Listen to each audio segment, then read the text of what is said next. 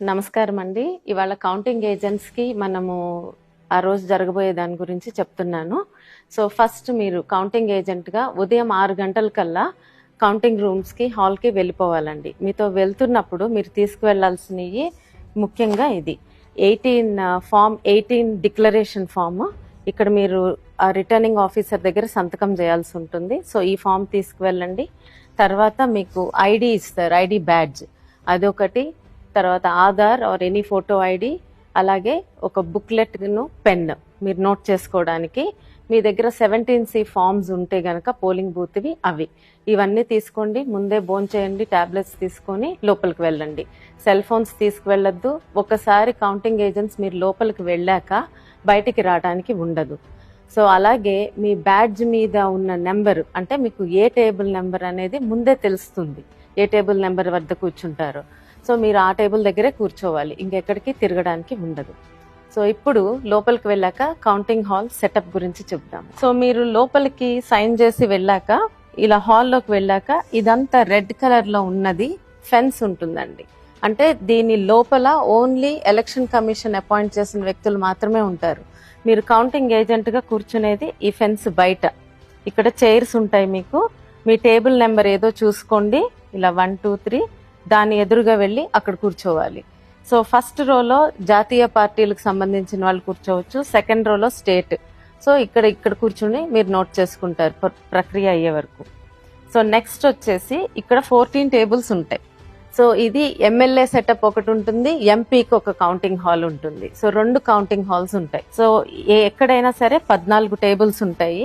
ఈ 14 టేబుల్స్ లో ఒక్కొక్క టేబుల్ వద్ద మీకు ఒక కౌంటింగ్ సూపర్వైజరు, కౌంటింగ్ ఆఫీసరు, ఒక అబ్జర్వర్ ఉంటారన్నమాట. అలాగే ఒక రిటర్నింగ్ ఆఫీసర్ ఉంటారు, ఒక అసిస్టెంట్ రిటర్నింగ్ ఆఫీసర్, మన ఏజెంట్, ఇంకొక ఏజెంట్.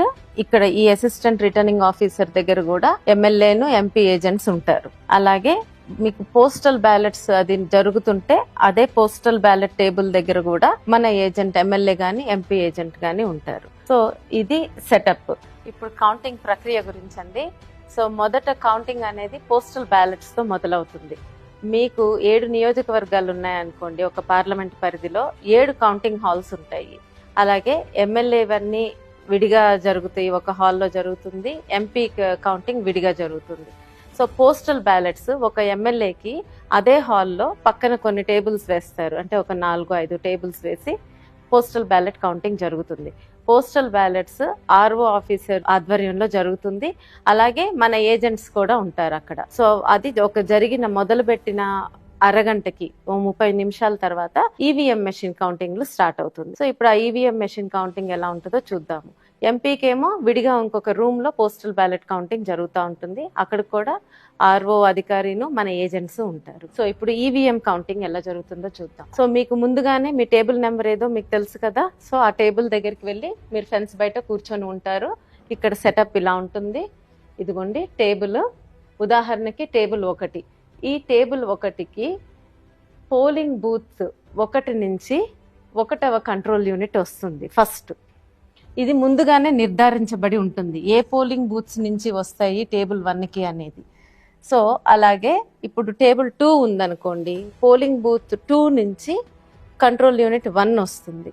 అలాగే టేబుల్ 14 అయితే పోలింగ్ బూత్ 14 నుంచి కంట్రోల్ యూనిట్ 1 వస్తుంది. సో ఈ ప్రక్రియలో జరుగుతుంది, ఇది ముందే నిర్ధారించుంటుంది.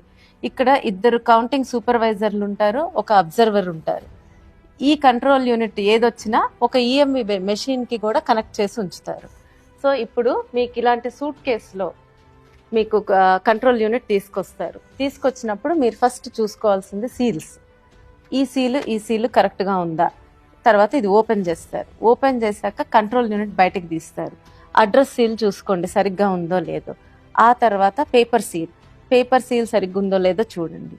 తర్వాత ఈ పేపర్ సీల్ కట్ చేసి ఓపెన్ చేస్తారు.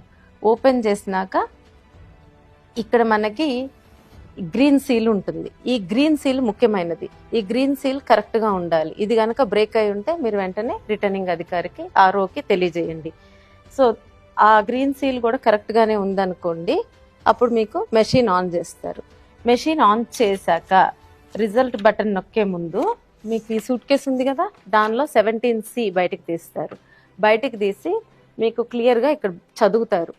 ఇది తీసినప్పుడు మీ దగ్గర కూడా 17C ఫామ్ ఉండాలి, మీరు పోలింగ్ డేట్ నుంచి తెచ్చుకున్నది. అది లేకపోతే మీకున్న పేపర్లో ఆ ఇన్ఫర్మేషన్ ఉంటే గనక మీరు దాన్ని సరిచూసుకోండి. ఇక్కడ ముఖ్యంగా పోలింగ్ బూత్ నెంబర్ చదువుతారు, అది చూసుకోండి. ఆ తర్వాత నెక్స్ట్ కంట్రోల్ యూనిట్ నెంబర్ చదువుతారు, అది కూడా మీతో సరిగ్గా ఉందో లేదో చెక్ చేసుకోండి మీ దగ్గర ఉన్న 17Cలో. తర్వాత టోటల్ ఓట్స్, అంటే ఆ బూత్లో టోటల్ ఓట్స్ ఎన్నైనాయో చూపిస్తారు, ఆ నెంబర్ కూడా మీరు నోట్ చేసుకోండి. ఫస్ట్ ఇవి మీరు చేయాల్సింది. తర్వాత ఈ గ్రీన్ సీల్ సరిగ్గానే ఉంది అనుకున్నాక ఈ బటన్ నొక్కుతారనమాట. ఈ బటన్ నొక్కగానే మీకు రిజల్ట్స్ కనిపించడం మొదలవుతాయి. సో రిజల్ట్స్ వస్తున్నప్పుడు ఫస్ట్ మీకు పోలింగ్ తేదీ కనిపిస్తుంది, నోట్ చేసుకోండి. తర్వాత టోటల్ నెంబర్ ఆఫ్ ఓట్స్ కనిపిస్తాయి. ఆ టోటల్ నెంబర్ ఆఫ్ ఓట్స్ మనకి ఇప్పుడు ఈ 17Cలో మీరు ముందు చూసుకున్నారు కదా, ఆ ఓట్స్ నెంబర్ కరెక్ట్ టాలీ అవ్వాలి. ఒకవేళ అది టాలీ అవ్వలేదనుకోండి, వెంటనే ఆర్ఓ ఆఫీసర్కి తెలియజేయండి. అప్పుడు టాలీ అవ్వకపోతే ఆయన వచ్చి ఆ మెషిన్ని మళ్ళీ పక్కకు తీసుకువెళ్తారనమాట. తీసుకువెళ్ళి మీరు ఆ రౌండ్ ఖాళీగా ఉంటారు. తర్వాత ఈ రిజల్ట్స్ స్టార్ట్ అవుతాయి, కనిపించడం స్టార్ట్ అవుతుంది మీకు.